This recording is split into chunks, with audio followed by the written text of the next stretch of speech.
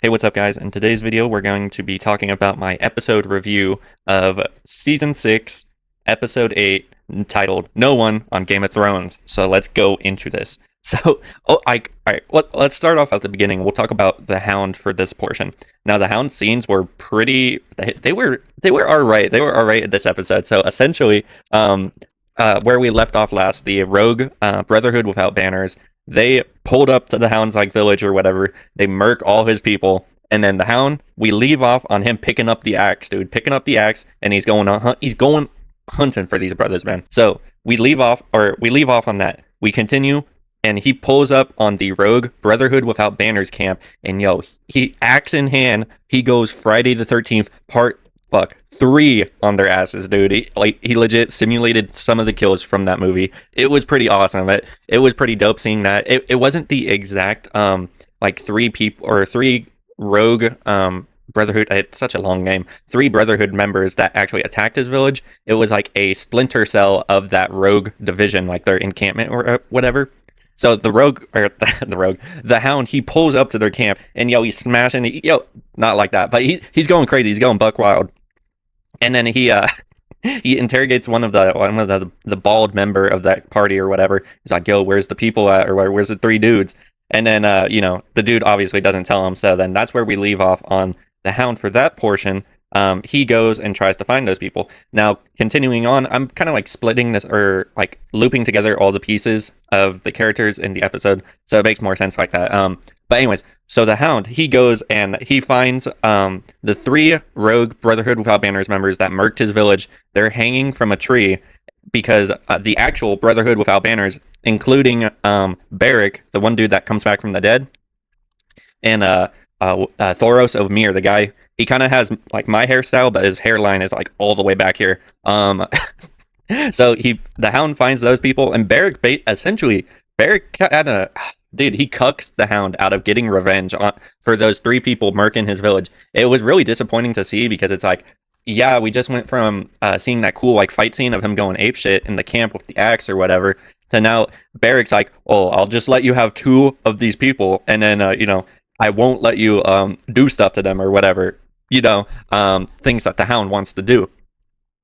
So Barrick essentially cucks the hell out of the Hound, and then all we really get of that scene is the Hound being able to like kick the stool from under 2 of them, and then Barrick kicks the stool from the last one. So it was pretty anticlimactic, but then after that we get another scene where it's Barrick and the Hound and all the Brotherhood without banners. They're chilling around the campfire, and this is kind of a good scene, I guess. It's Barrick just kind of trying to convince Santor, I think that's how you pronounce Santor Clegane, the Hound, Santor Clegane, the Hound, convincing him to basically join up with their cause, and kind of, this is like the start or the seedlings of the Hound's, redemption arc or whatever. That's really how I took the scene personally. Next up, we have Cersei, and she really only gets one scene, or one, length of a scene in this episode. First, we get the iconic, we actually get to see the mountain, like the resurrected, like Frankenstein's monster version of the mountain. We actually get to see him in use and in action. This is where we get Cersei's I choose violence scene or whatever. That one was pretty cool. Like, the mountain, he's badass. He's cool as hell, man. He's cool as hell. Dr. Frankenstein, or what, I still don't know his name. He's like the I don't even know. He basically took over Varys's role in the Red Keep, and he's allied with Cersei on the table. And then after we get that scene where freaking the mountain, he murks the High Sparrows, like military guys or whatever. We go over to a courtroom scene where Tommen's on the throne, and basically, essentially, Uncle Kevin Lannister, the Tommen's hand or whatever, hand of the king. Whether you guys know if you watch the show, that guy, he basically tells Cersei to F off, and that, you're not stepping up on here. Tommen's switching up. Like, I legit have in my notes that I wrote down watching the episode, I legit put Tommen, air quotes, Tommen is a mark-ass buster for switching up on Cersei and Loras. So, to continue and to bounce off of that, Tommen's in the throne room, full court, full everything. Cersei's watching from the distance, freaking mountains over there posted up, watching over that, and Dr. Frankenstein's off to her side or whatever.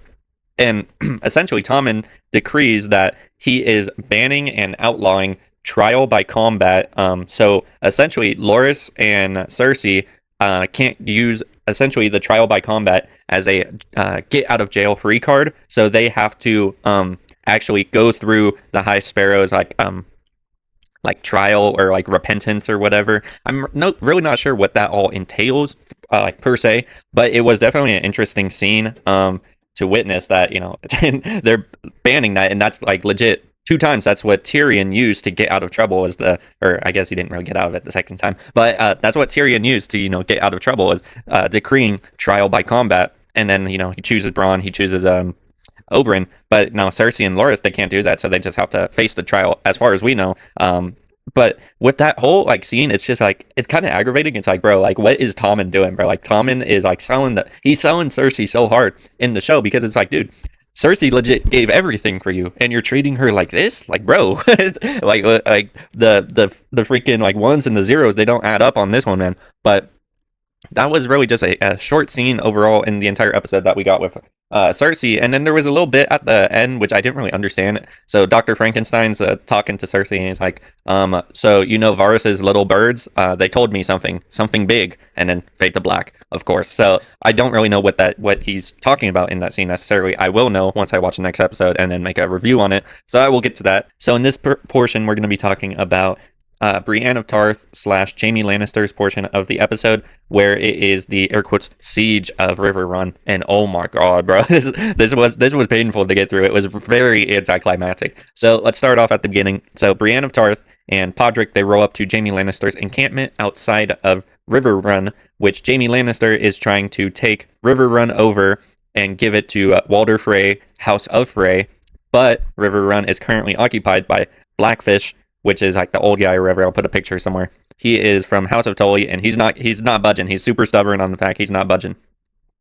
So Brienne of Tarth, she rolls up, talks with Jaime Lannister, and her whole goal of this is to, for Sansa Stark, she's trying to recruit Blackfish and his men to join Jon Snow and Sansa's, I guess, war recruitment effort on House Bolton. Now, Jaime, he's a G. Jaime's a G, bro. Jaime allows this and basically tells Brienne that, yeah, I'll let you inside to, you know, try and convince Blackfish, because everything that Jaime has tried has not worked. And he's going to give her by nightfall to try and convince him.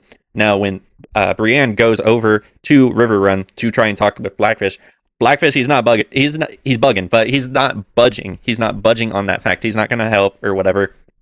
He's content with staying in the castle to, you know, fight to the bitter end or whatever. And it's really building up to that fact. So cut away from that, where Brienne basically fails to get that peace treaty to allow Blackfish and his men to go out free of charge to go fight for Jon and Sansa. She fails in that regard. So we cut back over to Jaime Lannister and the encampment. And Jaime, he talks with Walder Frey's prisoner, Lord Edmure, this like chud dude. So basically, in this scene, it was pretty cool, honestly. Jaime basically says that, you know, F everyone, I only care about Cersei, so I don't care who I have to hurt to get basically what I want in that regard.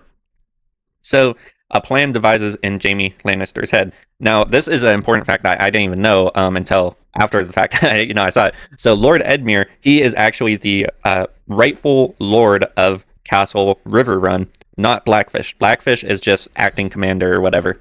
So Jaime sends Lord Edmure on the drawbridge, and basically Lord Edmure tells the troops to open up, but Blackfish is like, bro, Blackfish is telling the troops at Castle River Run, like, yo, you guys are all idiots, bro. He's like, what are you doing? And the troops, they're idiots, man. Flat point blank period. They're idiots. They want to follow Lord Edmure, who has been a prisoner of Jaime Lannister and Walder Frey.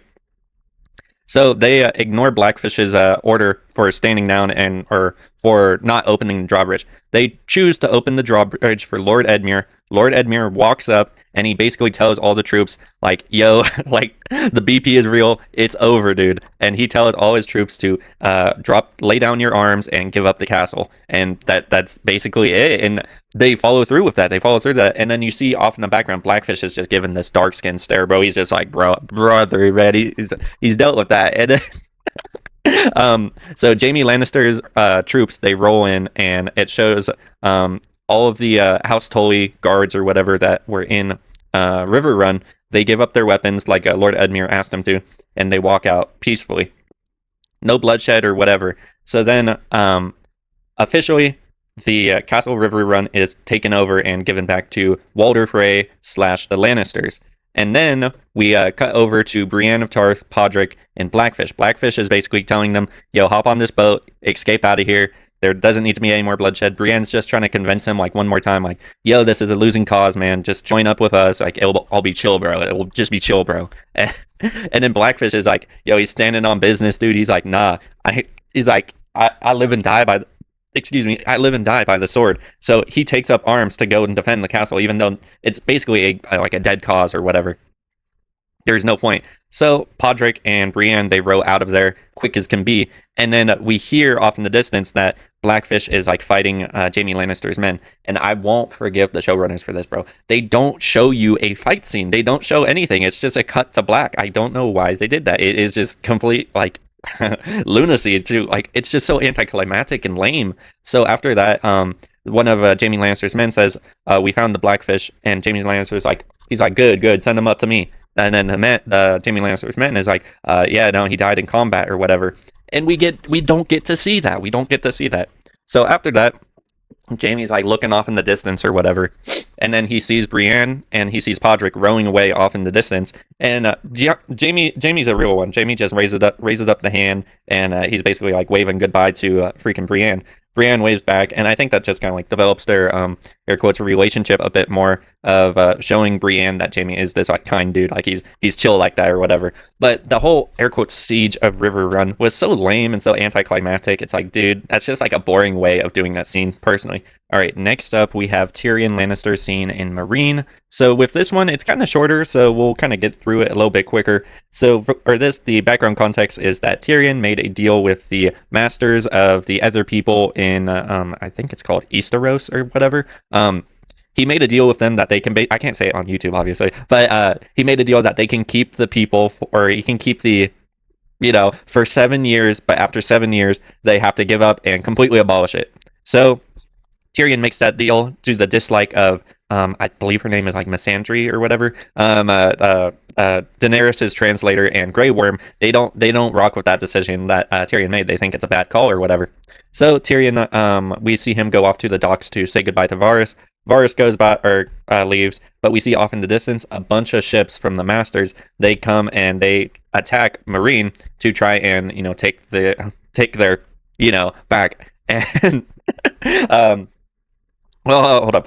Before then, we get this cool scene. I do want to bring this up where Tyrion's just like, tell me a joke. And he's trying to get Missandei and Grey Worm to show their personalities a bit more. And he introduced them to alcohol, everyone's favorite. He introduced them to wine. So we get to see a little bit of Grey Worm's actual like personality come out and form. And I thought that was like a really cute scene, by the way. I thought that was cool. I like that scene. But when the Masters attack, they're like shooting catapults or whatever. They're like attacking Meereen.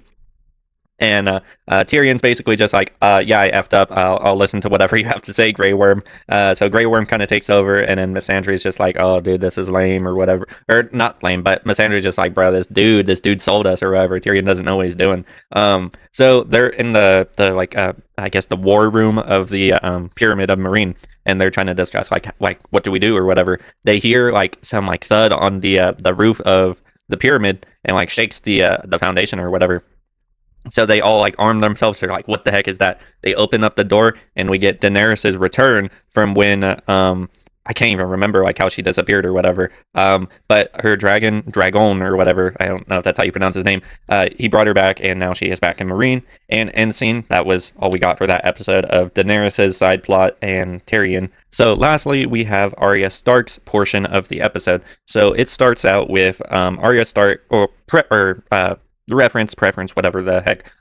So in the last episode, Arya Stark, she got slimed by the assassin apprentice. She basically got freaking gutted, dude. And my only criticism with that is that is such a severe injury. She drops to escape the assassin. She drops from a bridge into a dirty like river or pond or whatever. She crawls her way out, and somehow she does not manage to bleed out after getting basically gutted. So where the episode picks up is Arya, she meets up with the like actress lady that she saved from the assassination plot, and the actress lady, she heals Arya, so Arya is not quite at full like peak health or whatever, but she's recovering. And the assassin apprentice rolls up in the room, slimes the actress lady completely. Like like it shows her, and she's just like she kind of looks like Golden Freddy in his pose. But Arya sees that, and then Arya proceeds to jump out of a freaking like 3-story balcony or whatever onto the ground floor.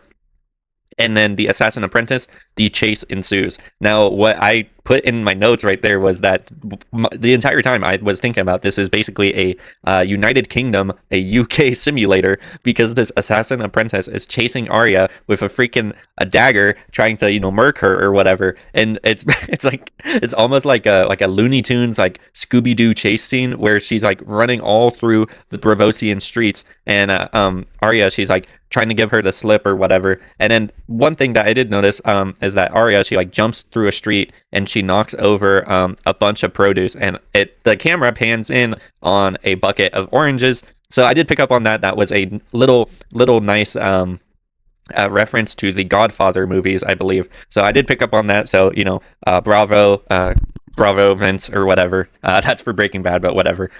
So we saw that, and then so Arya, she runs down the street and she basically corners herself. She goes into a back alley, and then the assassin apprentice approaches, and then Arya starts to like, she's just sitting there, bro. She's just sitting there, and the assassin apprentice is like closes the door behind her, and she's like, do you wanna go out sitting or standing? So Arya Stark stands up, and keep in mind this room is dark. The only thing that's lighting the room is a single candle, one singular candle. So Arya Stark stands up, and she pulls out Needle, which is her sword. And then this is just wild to me that they did this. So Arya, she slashes the singular candle that is illuminating the room. She slashes it, and that's it. It's fade to black. There is no fight scene. There's nothing after a whole chase scene. There's no payoff. Nothing. Just fade to black. And I was pissed off when I saw that, because I was like, dude, are you kidding me? Are you kidding me, bro? God, it's just annoying that they chose to do that. Not once, but twice in the episode, man. Twice in one episode, they cucked us out of a cool fight scene. So after that fade to black, it shows Arya. She goes back to the many-faced god, Brotherhood of Assassins temple or whatever, and it shows that she cut out this portion of the assassin apprentice's face, and basically told Jaqen, the leader of the assassins, basically telling him that that she is reclaiming her identity, and she is going by Arya Stark, and basically telling Jaqen to F off, that she is going back to Winterfell, and she's going home. So that's the entirety of the scene summed up. Next, I would like to get into my final thoughts of the episode as a whole. Now, for the episode as a whole, I would have to go, dude, this was a pretty mid episode by Game of Thrones standards. I understand that not everything can be this epic fight scene or whatever, but at least give us something, man. They cucked us two times. They gave us a fade to black scene where it's just dude, that's it's just a cop out. It's just so lame. Why would you do that? Oh God. Yeah, and then the whole air quotes siege of River Run, that whole thing was just so boring, man. It was just very anticlimactic. So overall, I would like to, before I give out my rating, I will say the Hound was definitely a plus. The star of this episode, every scene the Hound is in, he's cool. It's a cool scene if the Hound's in there. He's a cool character. He's interesting. But overall, if I were to rate this episode, I would have to give it a 3 out of 5 rating on my scale or whatever. But yeah, this is the first of its kind. Let me know if you guys want me to do more of these. I probably won't. I don't know. But enjoy. Have a great day.